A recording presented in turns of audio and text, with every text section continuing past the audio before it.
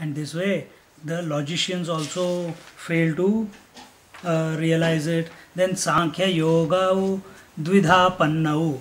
The Sankhya school of philosophy, this is the third school of philosophy, which is based on the duality of two principles. What is that duality? Consciousness and Purusha, Purusha and Prakriti.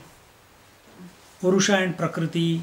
And this Purusha and Prakriti is maintained, and the initially we do see that Purusha and Prakriti is existing. It is our experience also. But this is not the end. This is not the conclusion. But Sankhya school of thought, it ends to this. It has proved that the consciousness is other than the matter, and that's it. Vedanta goes much further. Vedanta takes that, it will come in the future verses, that this matter is also nothing but the reality.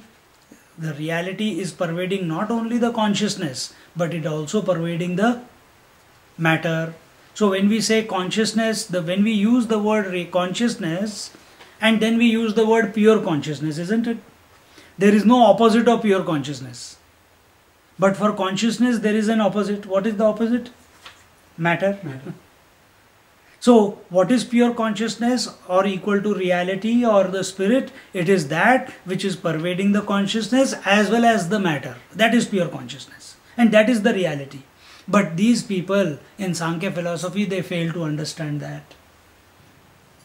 They continue to maintain the Prakriti, they continue to maintain the world, they continue to maintain the matter as it is, and they say come to this point that the self is self, the Atma is other than this. And if we say that this Atma is Satchidanand Swarup, and then how can there be anything else other than the self be present when it is itself in Nitya Shuddha Buddha Mukta Swarup? It is infinite. How can there be something else existing other than infinite? That they fail to understand. And thus they arrive at the conditioned self as the governor of this world, or Ishvara and Jiva, another conditioned self, as the governed. So they come to understand that they continue to maintain the duality of the reality, and some places they say the Jiva, Ishvara is the reality in the Bhakti Yoga, but in the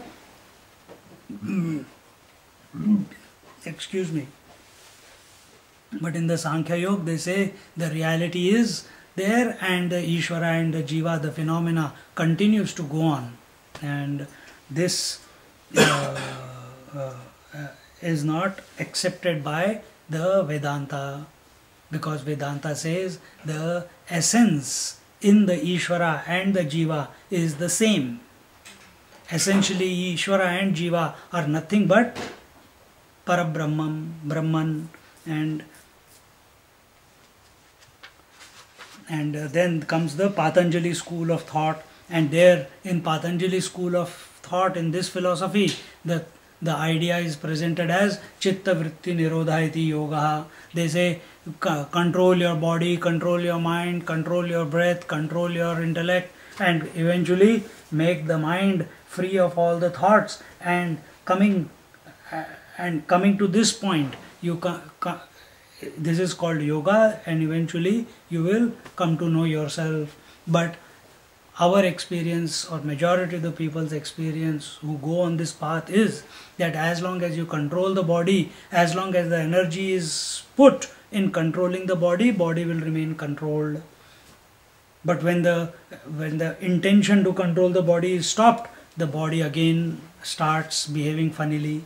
Same thing with the breath. As long as the willpower is utilized to control the breath maintains itself. It slows down. It does whatever it has been employed to do.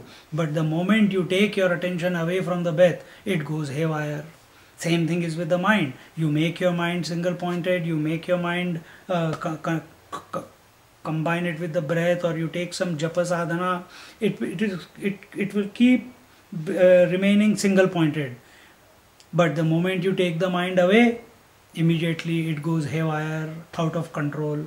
So here we do, and as a result of chitta vritti nirodha, we attain samadhi, savikalpa or nirvikalpa.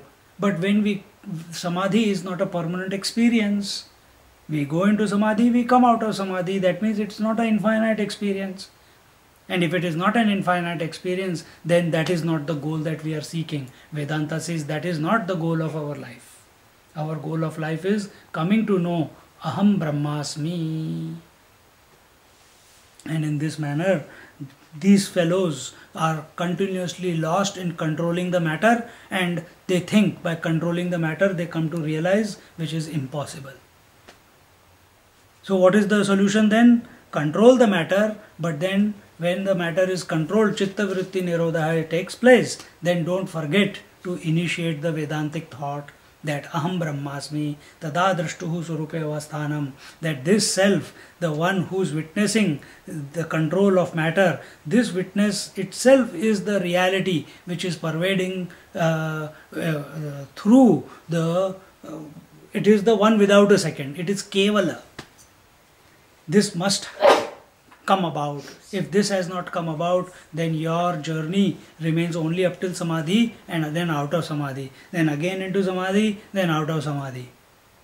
But you're still a yo-yo. Then the last type of people are Shabdika, Shabda, Tatpara. Those people who are grammarians.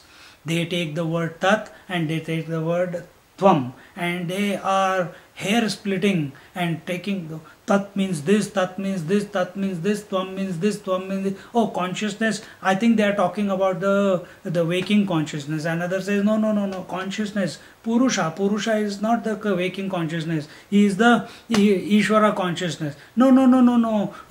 Purusha means the infinite consciousness. Now which Purusha you are going to take? Isn't it? Somewhere in Upanishads the words come like prana. Now if you don't understand the context in which that word prana or purusha is being used, then prana, the very basic meaning of prana means the breath, and they get lost in that, and therefore the Kriya Yoga which is based only on pranayam, and they get lost in that. But if you take the context in which that it is being used, the pran can be meant as the physical breath, it can be meant as the total breath, or it can be meant as the supreme person, the supreme reality. But they are so busy proving that their understanding of the word is the correct understanding, they forget what is the word indicating. So they are into working out the meaning of the name, the word, that's all. Brahman, Bruhatiti Brahman, the greatest is Brahman. But what is Brahman? When the teacher tells you, they're just lost in that. They are not ready to experience Brahman is as the self. And therefore all these 4 or